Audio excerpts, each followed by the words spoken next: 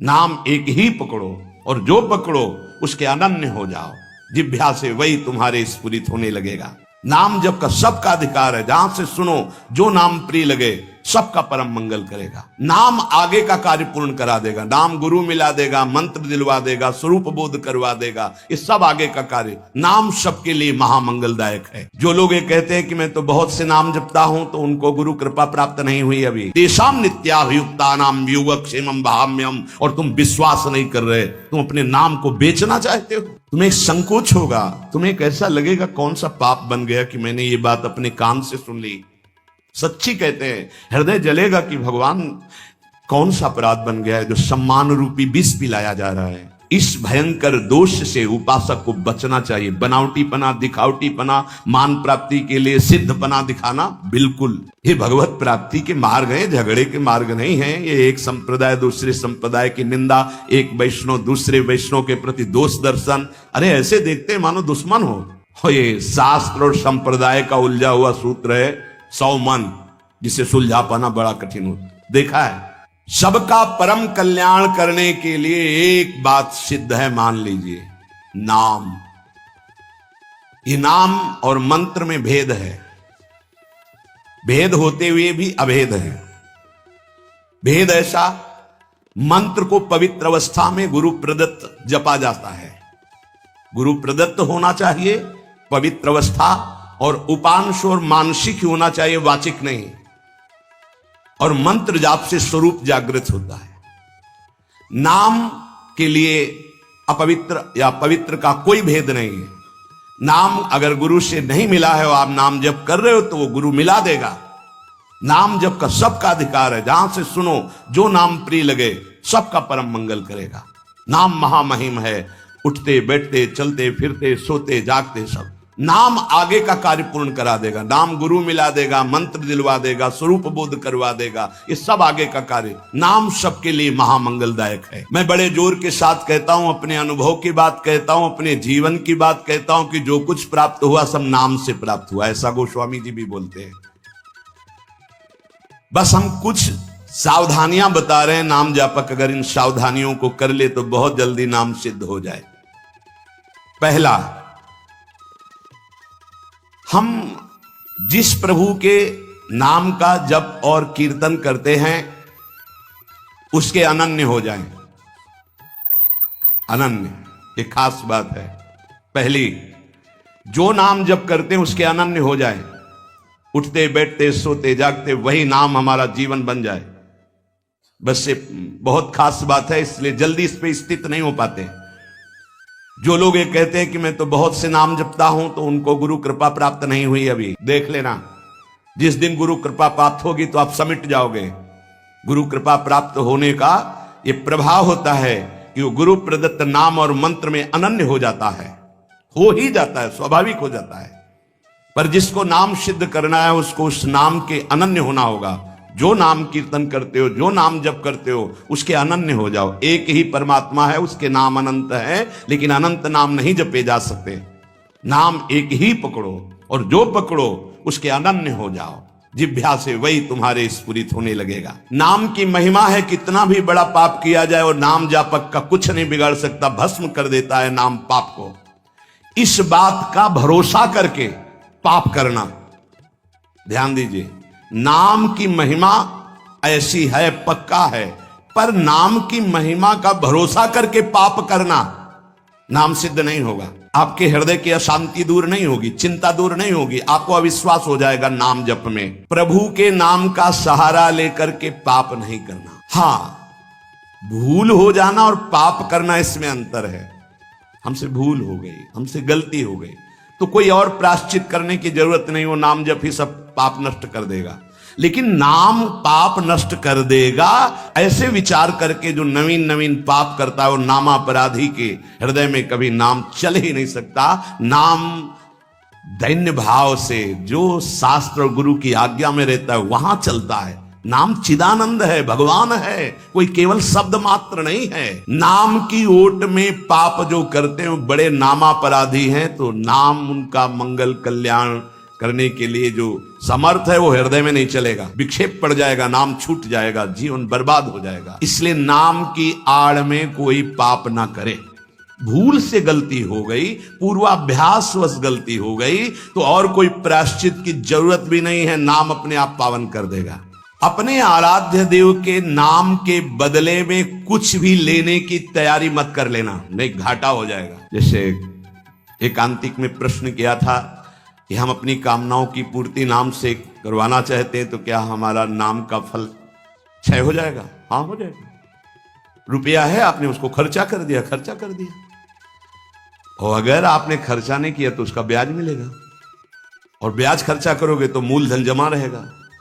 तो जो भगवत भजन करने वाले चतुर सुजान होते हैं वो मूल को कभी खर्चा नहीं करते।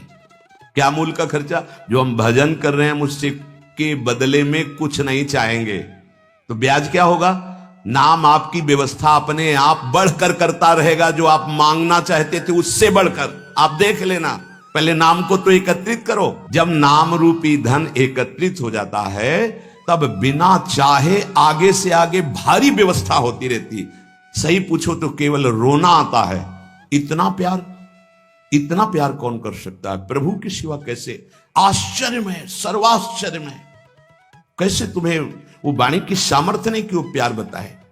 जो महापुरुष भगवान के समान है, सच्ची मानिए, व्यक्त अव्यक्त, वो आके दुलार करते हैं उस उपासक को जो केवल भरोसा ले लिया है प्रभु का, कोई कामना नहीं और नाम जप करता है। व्यक्त अव्यक्त महापुरुष आके दुलार करते तो एकांत में केवल रोना आता है कि प्रभु मुझ अधम पर इतना कैसे प्यार। ये सब ब्याज में हो रहा है, मूल तो आपका नाम धन जमा ही है। व्यक्त अव्यक्त महापुरुष दुलार करते हैं, बलिहार निहाल कर देते हैं प्रभु। अपने आराध्य देव के नाम के बदले में कुछ भी लेने की तैयारी मत कर लेना, क्योंकि बहुत घाटा हो जाएगा। जैसे महामणि के बदले में कांच लेने वाले को क्या कहा जाएगा? मूर्ख। ऐसे ही नाम जप के बदले में माया जनित कोई भी सौदा ले लिया तो घाटा हो जाएगा।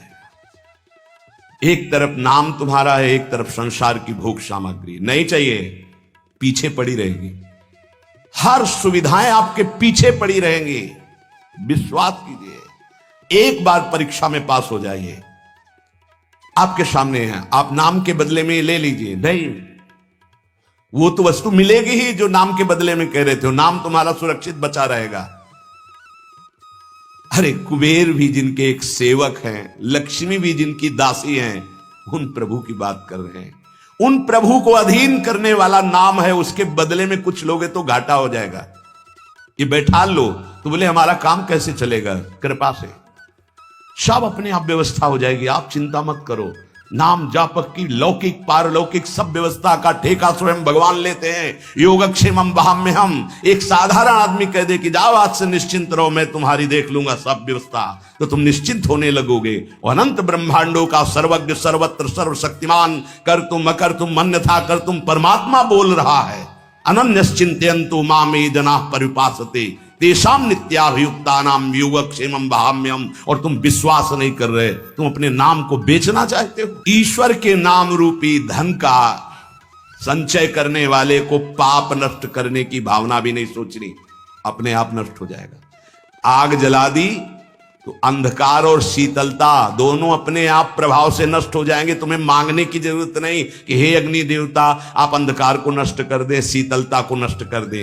ऐसे ही नाम जापक की दरिद्रता, अज्ञान, अंधकार, ये सब नष्ट हो जाता है। विश्वास कीजिए, परम धन जिसके पास नाम है वो भगवान को खरीद लेता है, औरों की तो बात ही क्या। सुमिर पवन सुत पावन नामू, अपने बस करी राखे रामू। भगवान को अधीन कर मान जाओ हमारी प्रार्थना। पाप नष्ट करने का भी विचार मत सोचिए, वो अपने आप नष्ट हो जाएगा।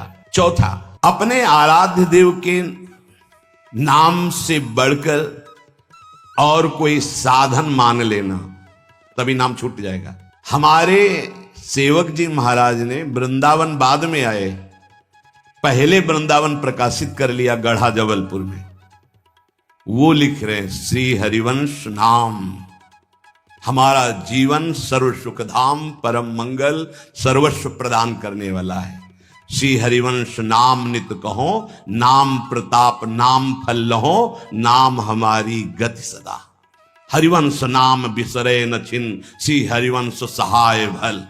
हरिवंश हरिवंश हरिवंश। तो आचार्य आ गए, निज मंत्र दे दिया, वृंदावन प्रकाशित हो गया, नित्य विहार लीला में प्रवेश हो गया, सब नाम से हो गया। तब आए वृंदावन। अपने परम प्रीतम के नाम के आगे फिर कोई साधन नहीं।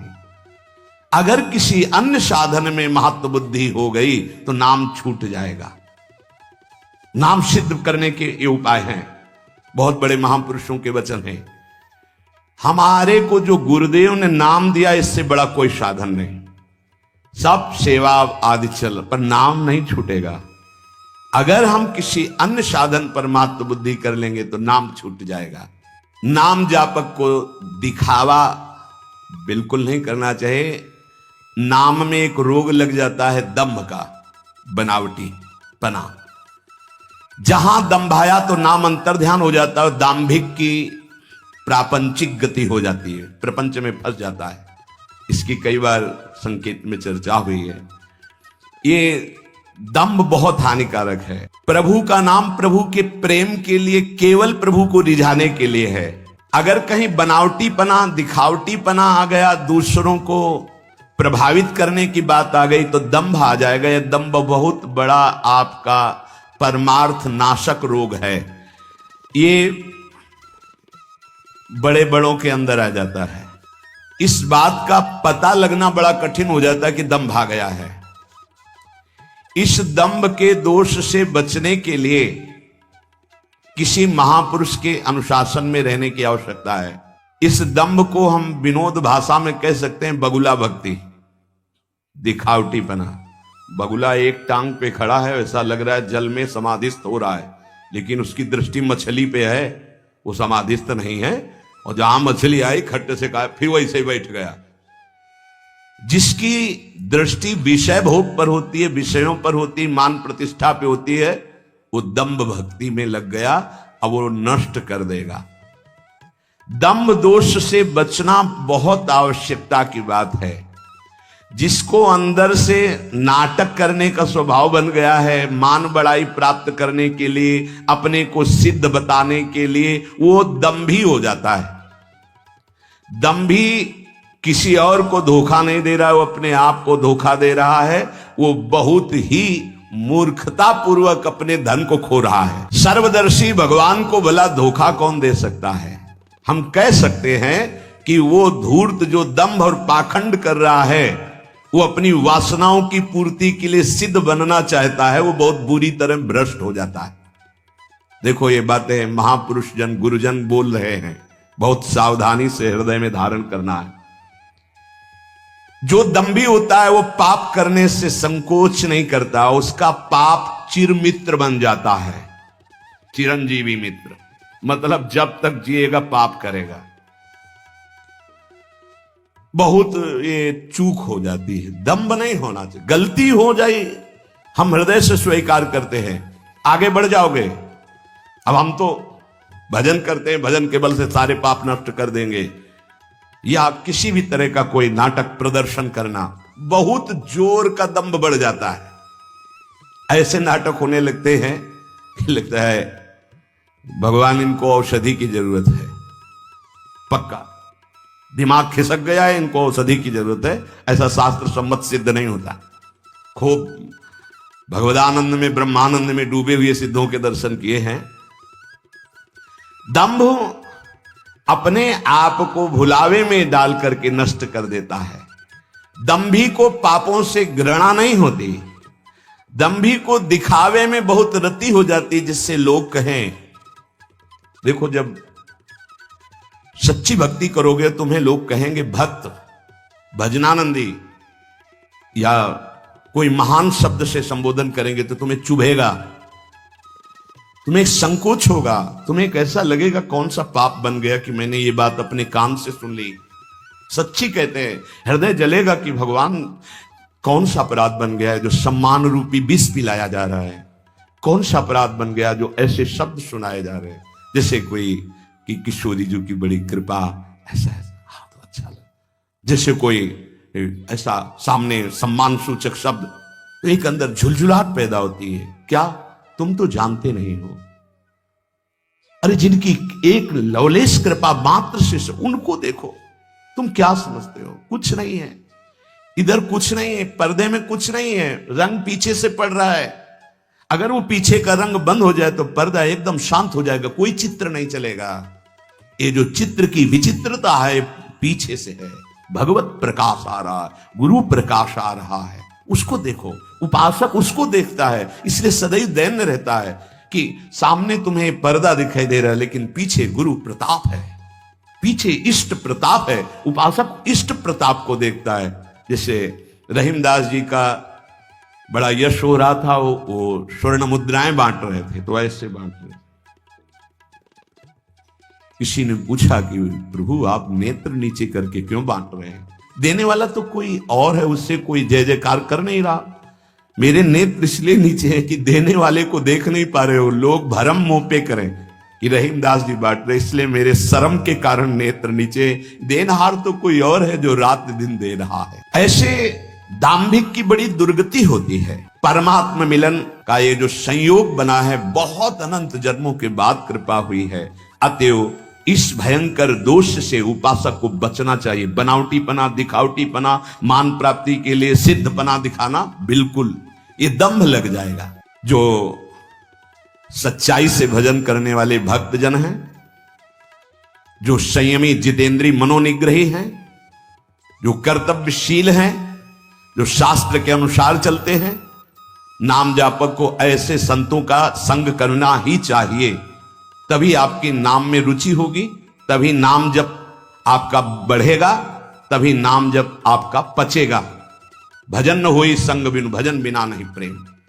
भगवत प्रेमी महात्मा जो सच्चे ईश्वर भक्त हैं, जो सदाचार परायण हैं, जो संयमी हैं, जितेंद्रीय हैं, जो धर्मशील हैं, जो शास्त्रों की अक्षरशः आज्ञा का पालन करते हैं, ऐसे भक्तों का, ऐसे संतों का संग करते रहना चाहिए, जिससे हमारा नाम जप बढ़ेगा और नाम जप बचेगा और नाम जप पचेगा।